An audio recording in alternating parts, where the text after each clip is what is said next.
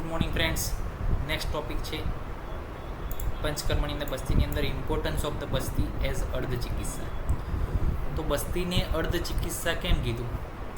કારણ કે બસ્તી જે છે વાત માટે મેઇન ચિકિત્સા છે. અને વાતના નાનાત્મક વિકાર કેટલા? 80, પિત્તના કેટલા? 40, અને પેલા કફના કેટલા? 20. તો અડધાથી પણ વધારે જે રોગો છે એ કોના છે? વાતના છે.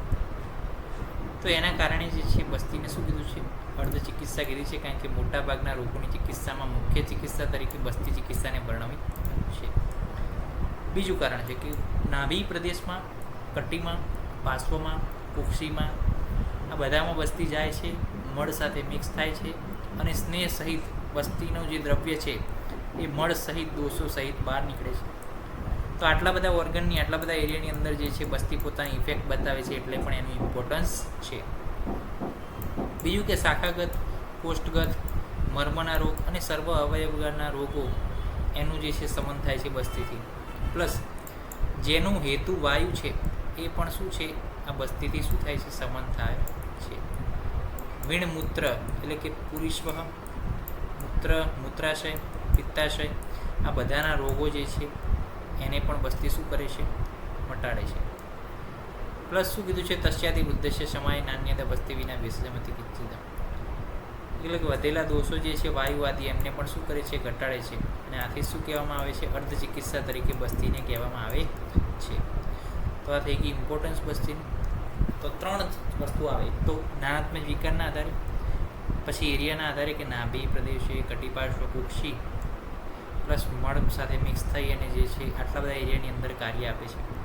અને ત્રીજું કાર્ય જે છે આ થઈ ગયું કે શાખાગત, કોષ્ઠગત, મર્મગત અને બધા આશયો પ્લસ અર્ધ ચિકિત્સા તરીકે એને વર્ણવી છે. તો એ રેફરન્સ પણ ચરક સિદ્ધિસ્તાનમાં આપણે નાખવાનો છે. તો આ થઈ ગયું ઇમ્પોર્ટન્સ. બસ્તીને પકવાસેમાં આપવામાં આવે એટલે, પરંતુ અસર ક્યાં કરે? સંપૂર્ણ શરીર ઉપર. સૂર્યની શક્તિ સમાન જેમ સૂર્યની ગરમીથી પૃથ્વી પરનું પાણી શોષી લે, તેમ બસ્તી જ્યારે આપવામાં આવે ત્યારે બસ્તી પોતાની શક્તિથી શરીરના માથાથી લઈને અંગૂઠા સુધીના તમામ દોષોને શરીરની બહાર કાઢે છે. દરેક રોગના મૂળ માટે વાત દોષ જવાબદાર છે કે જે શાખા, કોષ્ઠ, મર્મ, ઉદ્વાંગ અવયવમાં રોગ ઉત્પન્ન કરે. વાત એ પિત્ત, કફ અને મળના ડિસ્લોજમેન્ટ માટે જવાબદાર છે. કોઈ પણ દોષો છે એનું સ્થળાંતરણ, એના ગતિ માટે વાત જવાબદાર છે. તો કોઈ પણ શરીરની અંદર જે વિકૃત કાર્ય થઈ રહ્યું છે એ વાતના કારણે છે. અને વાતને સાચવવું બહુ જરૂરી છે. આની અંદર પેલો રેફરન્સ પણ લખાય કે કફ પંગુ, પિત્ત પંગુ, પંગવો લાઘવવાળો, કે પંગુ છે બંને, કફ અને પિત્ત, પરંતુ ગતિ કોને છે? વાયુને છે. અને વાયુની ગતિના, એબનોર્મલ ગતિના કારણે જે છે રોગો ઉત્પન્ન થાય છે. અને વાયુ માટે મુખ્ય ચિકિત્સા શું છે? બસ્તી. આથી જે છે ઇમ્પોર્ટન્સ બસ્તીનું શું થાય છે? આપોઆપ વધી જાય છે. સુશ્રુત મુજબ બસ્તી વાત, પિત્ત, કફ, રક્ત, દુષ્ટિ માટે પણ ઉપયોગી છે. બસ્તી એ દ્વિદોષ જ છે. સન્નિપાત દોષોમાં પણ ઉપયોગી છે. પ્લસ સ્તબ્ધ, સંકુચિત શાખા હોય, પંગવ હોય, ભગ્ન હોય, રૂગ્ણ હોય શાખા હોય, વિગ્રથિત પુરુષ હોય, એટલે વિગ્રથિત એટલે કે જેનું શું છે? ગ્રથિત થયેલો છે એ પ્રકારનો જે છે મળ છે.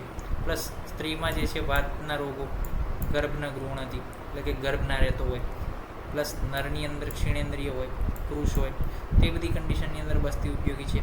એ રસાયણ વાજીકરણ ઇફેક્ટમાં શું છે? જો ક્ષીણ શુક્ર હોય તો વાજીકરણ, પુરુષ હોય તો ગૃહણ, સ્થૂળ હોય તો કર્ષણ કરે, ચક્ષુમાં પ્રેરણન કરે, વલિપલિત હોય તો ઉપવંતી એટલે કે વલિપલિતમાં શું કરે? એનો નાશ કરે. પ્લસ વય હોય તો એનું વયનું શું કરે? સ્થાપન કરે. તો બસ્તી જ એટલે આટલી ઇફેક્ટ આપે છે. પછી બાળકોની અંદર જે છે અમૃત સમાન છે. શિશુ અને બાળમાં જે છે વાત વધેલો હોય છે, તો એવી કન્ડિશનની અંદર શું છે? અમૃત સમાન છે બસ્તી. યુટિલિટી ઓફ ધ બસ્તી કર્મ શું છે? તો કે સ્ત્રોતોની શુદ્ધિ કરે, ઘણા રોગો પર ઔષધની પાત્રતા જે છે એક્ટ કરશે. એટલે કે ભેષજ વિશેષ યોગ, એટલે કે એક વિશેષ યોગ છે. પ્લસ સંશમન કર્મ, પ્લસ અનકોમ્પ્લિકેટેડ છે. કોઈ કોમ્પ્લિકેશન આવતું નથી. કોઈ પણ રોગ, સર્વ અવસ્થા અને સર્વ વિકારમાં, એટલે કે કોઈ પણ સ્ટેજમાં અને કોઈ પણ રોગમાં આપણે બસ્તી આપી શકીએ છીએ. બસ્તીના જુદા જુદા એસ્પેક્ટ છે: પ્રોમોટિવ, ક્યોરેટિવ, રિજ્યુમિનેટિવ અને મેન્ટલી. તો આ રીતના જે છે બસ્તી ઉપયોગી છે. પ્રોમોટિવ એટલે શું? કે જે સ્વાસ્થ્યને વધારે, કે સુખાયું છે, અગ્નિ વધારે, બલ વધારે, મેધા વધારે, સ્વર વધારે, વર્ણકૃત એટલે કે વર્ણને સારું કરે, દાઢ્યવ્ર એટલે કે ઇમ્યુનિટી વધારે, પુષ્ટિ કરે, આશય લઘુત્વમ એટલે કે જે આશય છે બધા એની લાઇટનેસ ફીલ કરાવે, પ્રકૃતિસ્થ એટલે કે પોતાનું શરીર જે છે એને વિકૃતિમાંથી પ્રકૃતિ તરફ લઈ જાય, અને ખાવાની ભૂખ પણ વધે, રુચિ પણ વધે કાર્યની અંદર પણ, અને શારીરિક રીતે પણ માનસિક રીતે પણ. બીજો એસ્પેક્ટ છે ક્યોરેટિવ એટલે કે સ્તબ્ધતાનો નાશ કરે, ભગ્ન રુગ્ણતાનો નાશ કરે, પંગુ છે, સુલહળ છે, કુક્ષી આમય એટલે કે આમની કુક્ષીની અંદર રહેલો આમ જે છે એનો નાશ કરે, મર્મ, સવય અવયવ, સર્વ અંગ, સર્વ શાખાગત આ બધા જ રોગોનો શું કરે? ક્યોરેટિવ નાશ કરે છે.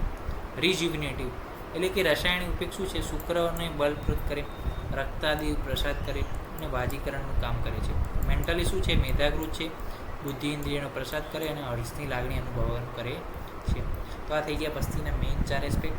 તો ઇમ્પોર્ટન્સ ઓફ બસ્તીની અંદર આટલું બધું તમે લખી શકો કે નાભી પ્રદેશવાળું, નાનાત્મક વિકારવાળું, ત્રીજો શ્લોક આવ્યો સિદ્ધિસ્થાનનો અર્થ ચિકિત્સાનો, પછી આપણે સૂર્યનું ઉદાહરણ લીધું, પછી આપણે વાયુનું કફ પંગુ, પિત્ત પંગુ, પંગવો વાત લાગવે એ ઉદાહરણ લીધું.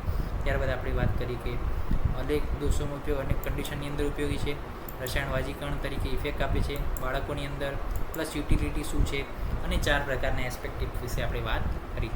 નેક્સ્ટ લેક્ચરની અંદર બસ્તી યંત્ર શું છે, ઉટક શું છે એના વિશે માહિતી મેળવીશું. ત્યાં સુધી રજા આપશો. જય હિન્દ, જય ભારત, જય આયુર્વેદ, જય ધન્વંતરી. નમસ્કાર.